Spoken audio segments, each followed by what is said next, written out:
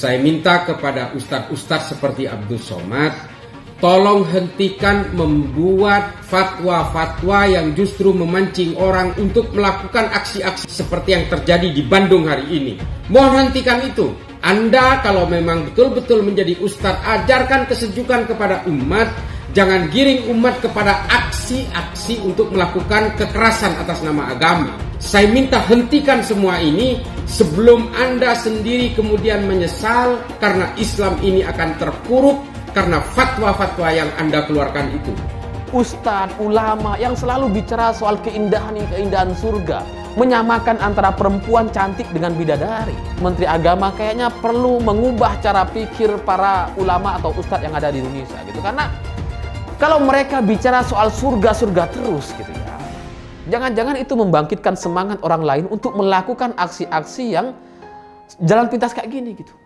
Ya karena bisa aja mereka udah lelah dengan kehidupan dunia, udah capek ditagih utangan, bayar kreditan, kerja dari siang malam nggak kaya-kaya misalkan gitu ya. Mana tahu mereka capek terus kemudian ya udahlah kita masuk surga. Mereka ini menganggap bahwasanya masuk surga dan pasti akan mendapatkan ganjaran 72 bidadari. Coba diklaim masuk surga, lah emangnya surga nenek moyangnya apa? Dan saya yakin ya mungkin ya bisa jadi mereka ini adalah korban dari salah pengajian.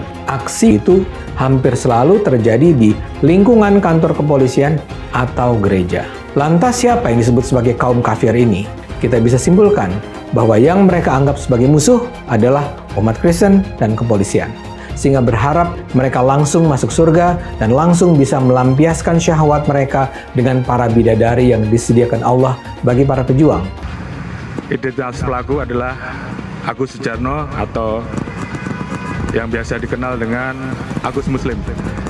Pelaku terafiliasi dengan kelompok JAD Bandung atau JAD Jawa Barat, dan saat ini tim terus bekerja untuk bisa menuntaskan peristiwa yang terjadi.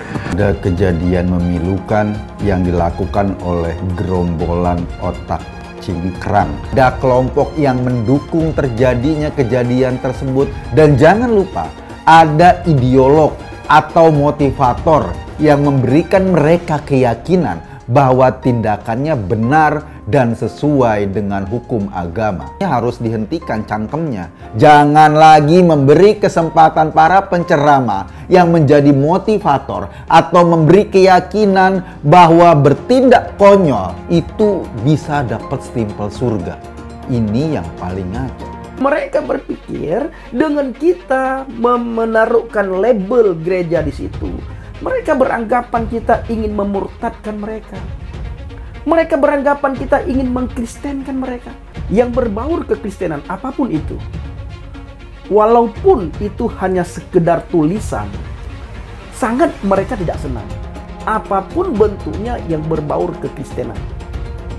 Gereja kah? Lambang salib kah? Patung kah? Makanya kita pernah mendengar dan sering sekali kita mendengar di mana Abdul Somad pernah mengeluarkan statement bahwa di salib itu ada jin kafir. Lambang Kristen pun salib, di mana di dalam salib itu tidak ada apapun. Dianggap oleh Abdul Somad ada jin kafir. Tetapi apa yang mereka pakai semuanya buatan kafir. Lampu yang dinikmati itu penemunya orang Yahudi. Pesawat terbang, mobil, motor, semua komponen-komponen itu penemunya orang Yahudi. Penemu orang Arab apa Bang Pendi? Hanya dua, obat kuat dan minyak wangi. Yang lain tidak ada. Kita mendengar daripada Daniel Mananta, di mana Daniel Mananta mendengar daripada Abdul Somad. Kalau di patung itu ada spirit yang jahat, ada roh yang jahat. Orang yang tidak seiman dengan kamu jangan berteman, tapi berbisnis boleh. Nah, ini munafik, saudara. Ciri-ciri orang munafik begitu. Tidak boleh berteman, tetapi menyangkut perut tidak masalah. Munafik. Menyangkut uang tidak masalah. Berbisnis, menyangkut pekerjaan tidak masalah. Tapi berteman, bersahabat tidak diizinkan, tidak boleh. Nggak ada takut mau kristenisasi. Ini umat Islam saya bagian lama-lama kok kerdil mulu. Masa cuma hanya sepiring nasi, satu selimut, berubah iman? Ya nggak usah beragama Islam aja. Kok agama jadi rebutan umat? Saya perhatiin agama ini apa? Hanya memikirkan kelompok agama lain. Tapi akhirnya apa? Tidak pernah menjalankan ajaran agamanya sendiri. Di saat musibah, orang ingin berbagi, kok dibalas dengan permusuhan? Ini nggak bijaksana sekali. Betul yang lakukan ini kelompok-kelompok Islam kadrun, Islam sempalan, Islam sesat yang saya katakan. Negeri ini bukan milik umat Islam. Di video itu terdengar ada suara tawa waktu aksi pencopotan label terjadi.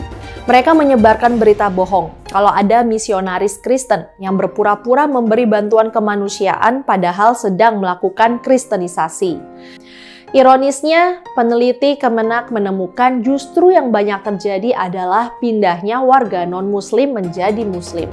Aksi penolakan bantuan bencana. Aksi perobekan stiker label bantuan yang biasa nempel di tenda-tenda yang saya nggak habis pikir.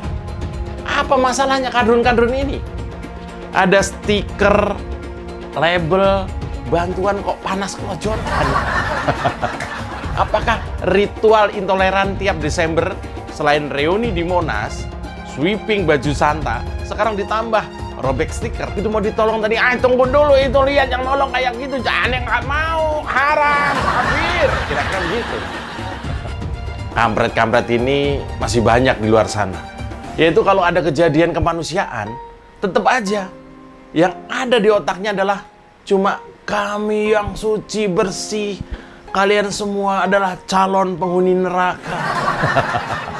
Cianjur, darurat ormas intoleran.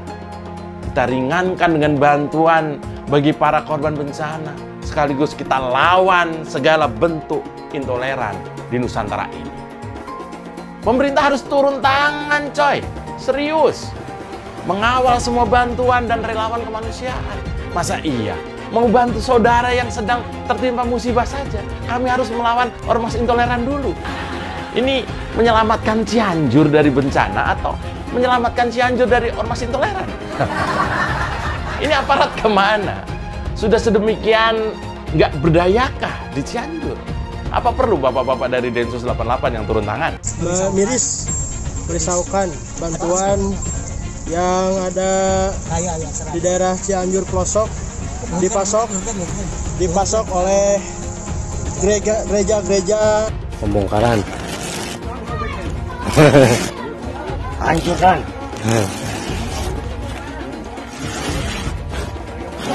Pembongkaran. Gimana?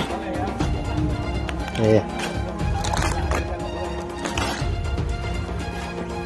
Oke, gara-gara ormas ini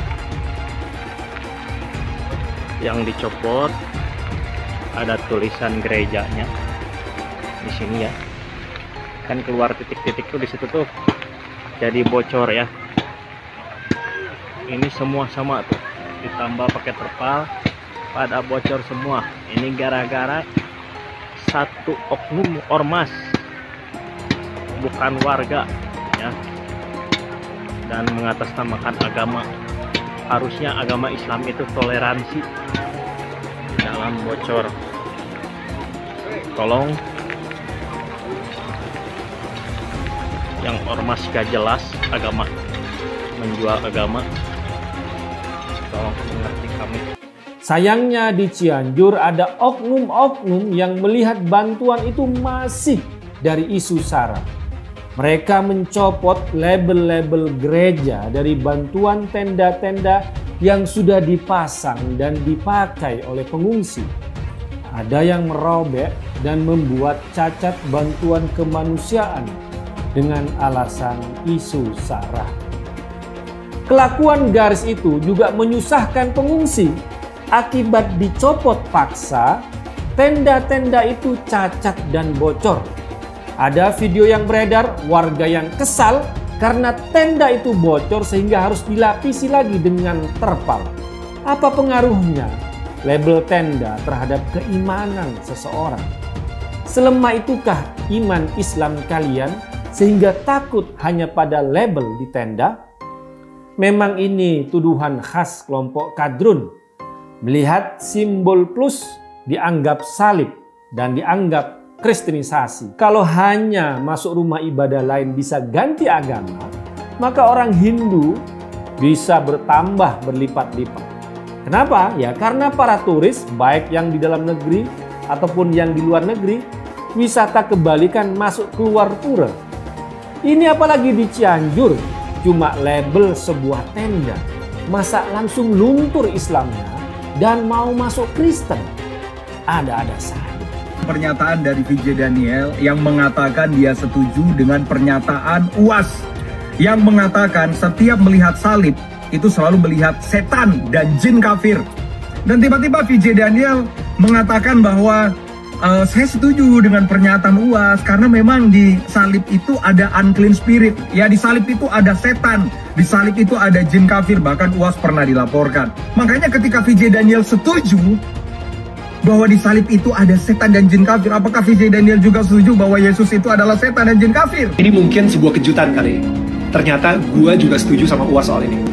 Bahwa kalau gue mungkin sebutnya ada unclean spirit, oke, di patung. Islam sebagai agama pendatang. Apakah Islam layak disebut sebagai agama impor dari Arab? Itu kan sama saja dengan mengatakan bahwa Kristen adalah agama yang datang dari Barat atau Konghucu datang dari negeri Cina.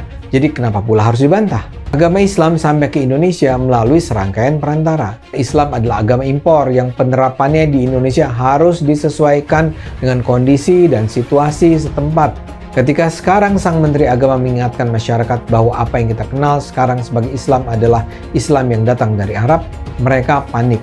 Mereka yang berbeda akan dikafir-kafirkan. Islam memang datangnya dari Arab. Islam memang bukan agama asli Nusantara. Takbir! Tolak gereja. Didukung oleh wali kota, wakil wali kota, dan MUI. Hebat juga itu Cilegon. Takbir! Tolak gereja. Kelompok-kelompok intoleran inilah yang disebut kadrun. Ini orang-orang yang mabuk agama sesungguhnya. Penolakan pembangunan gereja contohnya. Apakah terus Anda itu dijamin masuk surga gitu loh? Saya tuh kadang-kadang mikir ya. Sok agamis, yang sok pintar, yang memiliki kunci surga, yang punya 72 bidadari. Emang ada salah apa kalau di sana dibangun gereja? Emang ada dampak buruk apa kalau di sana dibangun gereja? Orang Kristen itu sembahyang itu tidak berisik. Tapi kalau Islam ya berisik. Maaf nih, saya juga Islam, maaf. Kita omong kasarnya aja ya. Kita orang Islam pakai toa ya, kedengaran kemana-mana. Orang Kristen biasa aja mendengarnya. Keadilan bagi seluruh rakyat Indonesia ya, bukan keadilan seluruh bangsa Islam, bukan ya. Jadi kalian tanam tuh betul-betul para ulama-ulama jahanam tuh. Sumbernya atau dalang dibalik pelarangan pendirian rumah ibadah adalah MUI. MUI membuat surat yang mana melarang sebenarnya pendirian ibadah ini. Kalian takut kalau misalnya ada rumah ibadah agama lain di lingkungan kalian, kalian takut pindah agama. Berarti kalian nggak yakin dong sama agama kalian. Kalau misalnya ada orang-orang yang nggak suka hidup berdampingan dengan umat agama lain, saya bingung nabinya siapa? Nabinya siapa? Coba jelasin ke saya. Tidak boleh membangun gereja di dalam Islam. Nah, hadis ini yang sering dikutip. Kalau ada orang bikin gereja dihancurin. Kalau ada orang bikin gereja dilarang. Karena pakai hadis itu. Mengapa tidak mendapatkan izin? Karena masih ada paham, Bu, bahwasanya nggak boleh ada rumah ibadah orang agama lain di dekat di lingkungan orang Islam. Jangan berteman kecuali mukmin. Kenapa? Karena berteman dengan non-muslim itu pelan-pelan menggerus iman kita sama Allah. Kalau bisnis tidak apa-apa. Jadi kalau jalan-jalan sama orang yang tidak jelas itu kafir, misalnya dia non-muslim, itu tidak baik. Jadi kalau ngejak orang makan itu orang yang apa? Yang bertakwa kepada Allah. Karena kalau dia tidak bertakwa kepada Allah, nanti kekuatan dari gizi makanan yang masuk ke badan si orang tadi itu akan membuat dia terbantu untuk maksiat. Kita lupa bahwa dia ada jelek yang sangat besar. Dia tidak mau dengan Tuhan kita. Itu jelek itu, walaupun dia ganteng atau bersih ini kayak apa. Kenapa? Karena mengurangi iman kita. Makanya Rasulullah mengatakan, la tusahib, ojo jangan berteman dengan orang kafir. Inilah akhlak di hadapan Allah Subhanahu wa taala. Orang bilang tuh di Indonesia ada Islamofobi, enggak ada. Kalau negara enggak ada. Minta jadi menteri kasih. Di mana fobinya? Bahwa ada yang ditangkap. Ya memang begitu kelakuannya. Wah itu ada ustadz dikriminalisasi. Kamu enggak tahu ya, saya bilang. Ustadznya berapa? Disebut 1, 2, 3. Ada lagi? Nah, kamu tahu enggak? Jumlah ustadz dan ulama di Indonesia ratusan ribu, hanya 2-3 kiai kamu ribut. Padahal dia terbukti melakukan kriminal. Enggak usah pakai dalil-dalil, kalau enggak hafal malah salah. Itu kan banyak tuh di TV itu dalil-dalil salah. Akhirnya orang yang semula percaya jadi enggak percaya, orang ini enggak ngerti pada apa yang dibaca. Wah ini berdebat harus khalifah dan nggak ngerti artinya khalifah, nggak ngerti artinya khilafah. Mau berdebat, bawa pedang dari Allahu Akbar, orang dikejar sampai ketakutan, orang dihajar, dipeloroti celananya sampai nangis, sampai pingsan, sambil teriak Allahu Akbar. Hidup ini mesti kita jangan balik lagi ke zamannya abad ke-6 ke-7 gitu loh. Itu nggak tahu goblok atau sinting gitu, saya juga nggak tahu. TV itu dikatakan para ulama haram. Maka usulan anak kepada antum-antum yang punya TV, buang tuh TV, bahaya. Bagaimana hukumnya musik dulu kan? Saya katakan haram. Surah 26 As-Sigat 31 ayat 6 dulu kan udah dibacakan. Dari mana musik itu? Dari gereja. Musik bagian ibadah Kristen. Makanya sekarang mereka nyanyi, Pak. Haleluya, puji Tuhan. Sorga. Kapan musik masuk Islam? Pernah nggak musik mualaf? Itu permainan setan. Jual beli musik haram, duitnya haram. Jual beli alat musik, gitar, piano haram, duitnya haram. Penyanyi dapat duit dari nyanyian haram karena Allah mengharamkan nyanyian musik. Setan masuk lewat musik. Maka lagu yang selalu kita dengar itu akan terngiang-ngiang terus di telinga. Pas kita mau tidur datang dia. Maka jangan dengarkan musik. Itulah yang ditempelkan salib di belakang ambulan. Kalau masjid kita punya ambulan, balik dari sini ambil pilok. Pilok itu lambang yang ada di ambulan. Ganti dengan bulan sabit. Orang kafir itu di neraka. Yang dimaksud patung Yesus Kristus, patung Brahma, Hindu Siwa, patung semua patung itu jadi bahan bakar api neraka. Nanti membakar orang yang menggambarnya. Apakah ini adalah Tuhan, Bapak sekalian? Tidak, ini bukan Tuhan. Kalau dia punya tangan kayak manusia, tangannya 4. Kalau gitu kalau ada barangnya 8 gimana? Tambah lagi tangannya. Apakah ini adalah Tuhan, Bapak sekalian? Kalau ada yang bilang ini adalah Tuhan, tanya Tuhannya yang mana? Yang kiri atau yang kanan? Dia ketawa terus dan dia sejahtera karena itu dia makan terus seluruhnya. Agama Kristen Tuhannya sudah mati di kayu salib. Ka'bah itu apa? Ka'bah patung, tembok. Kesibukan para lelaki yang masuk surga di surga adalah memecah perawan istri-istrinya. Perawan terus. Mereka menyatakan bahwasanya kesibukan penduduk surga itu memecahkan keperawanan para bidadari. Ternyata ini kesibukan mereka. Bagaimana mereka tidak sibuk? Sementara bidadari yang Allah siapkan bagi mereka sangat luar biasa, indah, cantik, dan moleknya. Salah satu nikmat yang ada dalam surga adalah pesta seks. Minta maaf, karena inilah yang kita tahan-tahan di dunia. Saya bukan mengatakan Bible Kristen fiksi. Bible Kristen itu palsu.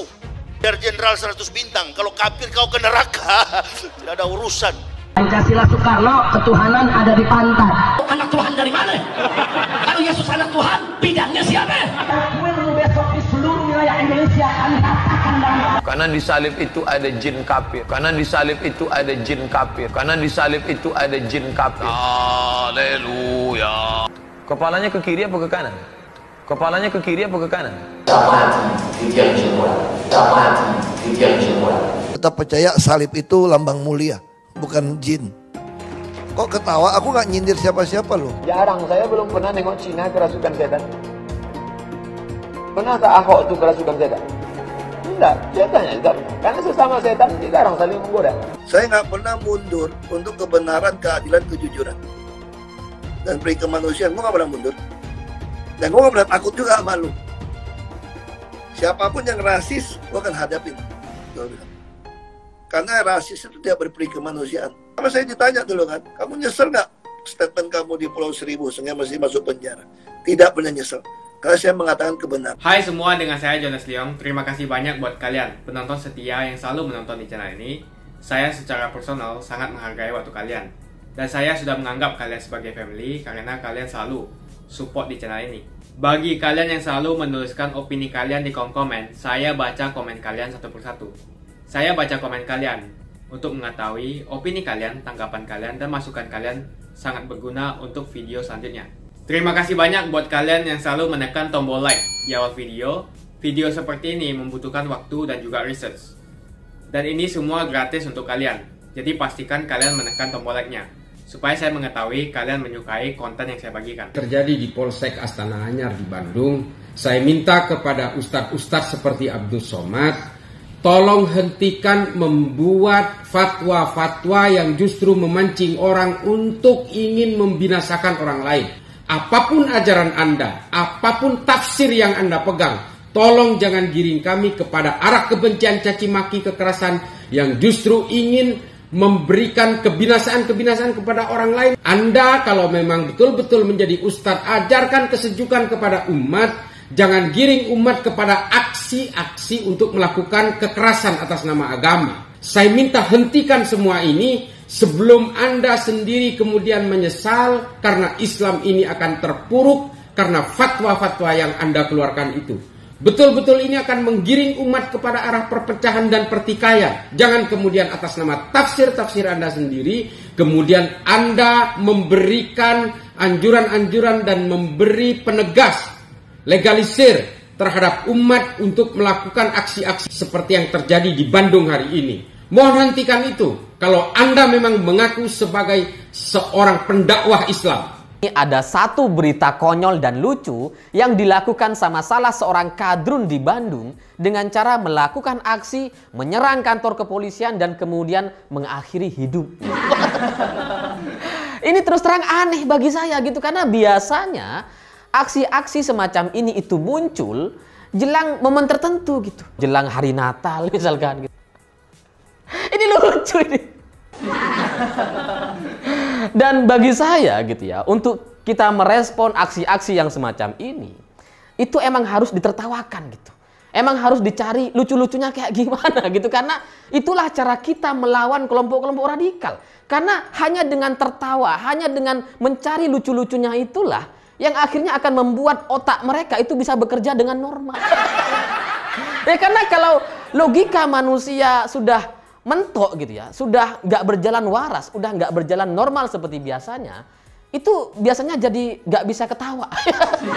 Tapi setelah muncul banyak berita-berita yang lebih detail lagi gitu, ternyata ada motor yang ditinggalkan. Nah, di motornya ini itu ada semacam kertas gitu bertuliskan bahwa dia intinya protes kepada pengesahan Undang-Undang KUHP. Karena menurut si kadrun ini, Undang-Undang KUHP ini adalah hukum setan.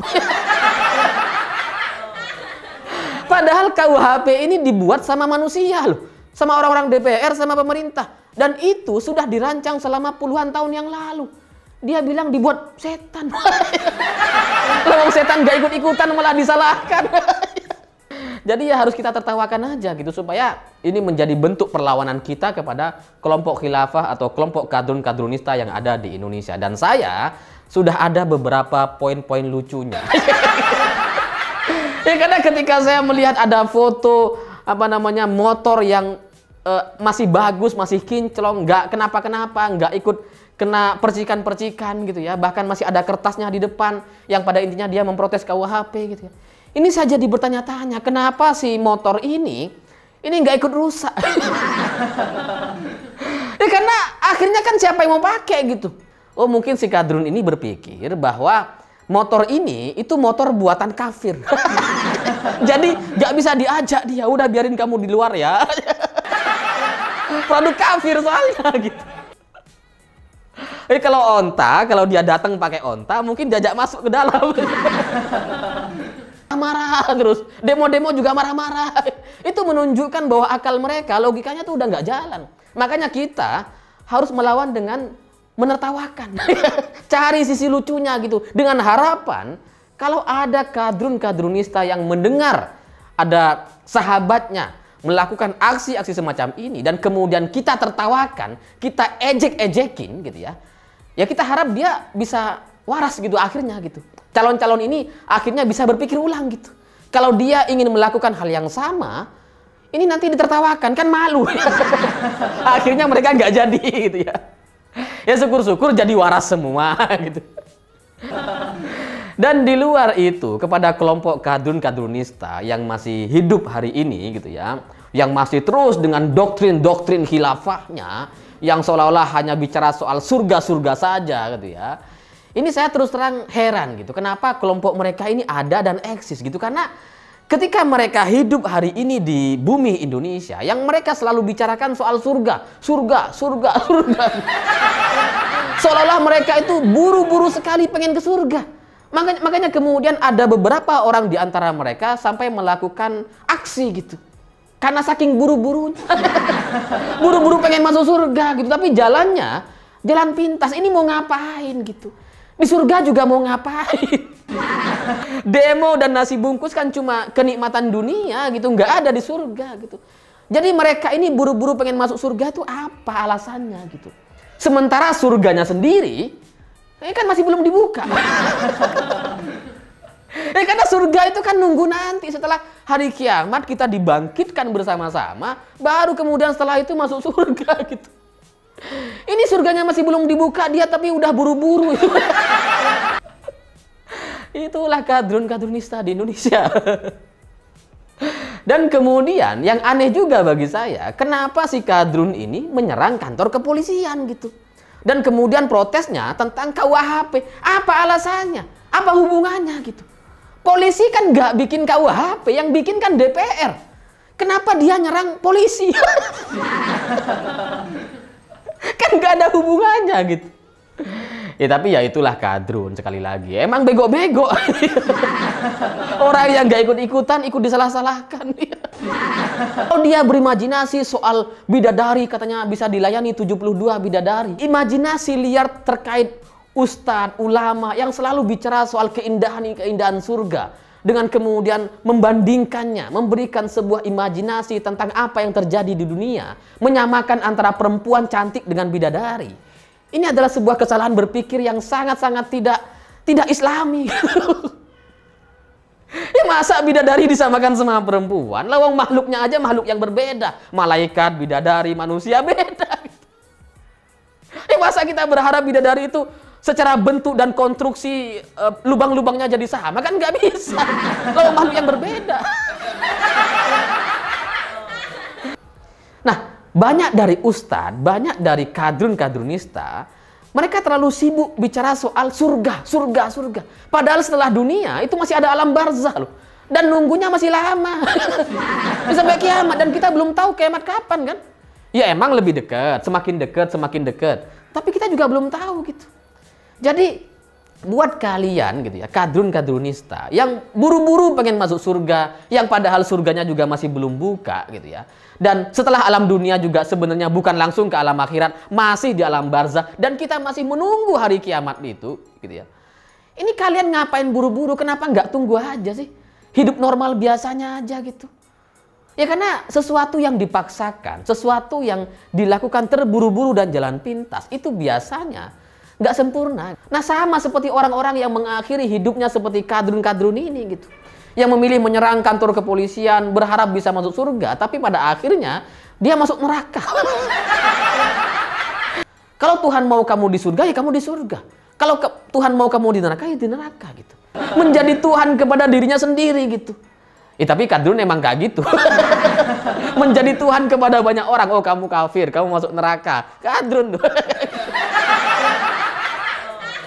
Jadi bagi saya penjelasan-penjelasan seperti ini itu penting untuk kita pahami bersama gitu ya. Buat teman-teman yang mungkin nonton video ini. Supaya ke depan kalau misalkan di tengah-tengah kalian, di kanan kiri kalian ternyata ada kadrun gitu ya, yang selalu bicara soal surga, surga, surga. Ini perlu dijelaskan. Menteri Agama kayaknya perlu mengubah cara pikir para ulama atau ustadz yang ada di Indonesia gitu. Karena kalau mereka bicara soal surga, surga terus gitu ya, Jangan-jangan itu membangkitkan semangat orang lain untuk melakukan aksi-aksi yang jalan pintas kayak gini gitu. Ya karena bisa aja mereka udah lelah dengan kehidupan dunia, udah capek ditagih utangan, bayar kreditan, kerja dari siang malam nggak kaya-kaya misalkan gitu ya. Mana tahu mereka capek terus kemudian ya udahlah kita masuk surga. Akhirnya yang dipilih adalah jalan pintas. Sehingga menurut saya habis ini ustadz-ustadz ulama itu perlu memperbaiki materi-materi dakwahnya. Hai teman-teman, kalian tahu tidak? Saat ini kita dengan gampangnya bisa memiliki saham global seperti perusahaan Google, Apple, Facebook, dan lainnya. Kalian tinggal klik link di kolom deskripsi lalu lakukan registrasi. Dan Anda semua berkesempatan untuk langsung mendapatkan welcome bonus. Kalian akan diberikan satu saham gratis secara acak sebagai welcome bonus. Seperti saham Tesla, Apple, Facebook, atau saham dunia lainnya. Menarik bukan? Cukup satu klik, kamu bisa investasi dengan mudah tanpa ribet. Tanpa dikenakan fee atau komisi. Cocok untuk investor pemula. Canggih dan gampang kan? Yuk daftar hari ini sebelum promo welcome bonus ditutup. Kenapa investasi di saham global? Karena jika kita lihat kenaikan saham global di tahun belakangan sangatlah fantastis. Dan mempunyai peluang yang sangat bagus ke depannya. Kalian juga berkesempatan untuk mendapatkan saham yang nilainya hingga $1.000 atau 15 juta rupiah. Registrasi dengan menekan link di kolom deskripsi untuk mendapatkan welcome bonus dan saham gratismu. Sebelum saya tutup, jangan lupa like video ini. Cuma deposit, kalian sudah bisa langsung mendapatkan cuan. Ajak teman-temanmu untuk berinvestasi di saham Amerika karena peluang dan potensi yang sangat bagus berinvestasi di saham yang berskala global. Makasih banyak buat kalian yang nggak skip dan nonton video ini sampai habis. Saya secara personal sangat menghargai waktu kalian. Makasih banyak buat kalian yang sudah tekan tombol subscribe dan makasih banyak buat kalian yang sudah tekan tombol loncengnya. Jangan lupa bagikan informasi ini ke teman atau family Anda. Mungkin teman atau family Anda membutuhkan investasi ini. Oke guys, sekian dulu dari saya. Jangan lupa follow Instagram saya di @johannesleongofficial untuk kata-kata motivasi setiap harinya. Bagi kalian yang termotivasi nonton video ini, ayo like video ini dan subscribe di channel ini. Dan buat kalian yang sudah subscribe di channel ini, jangan lupa tekan tombol loncengnya supaya kalian mendapatkan notifikasi setiap kali saya upload video.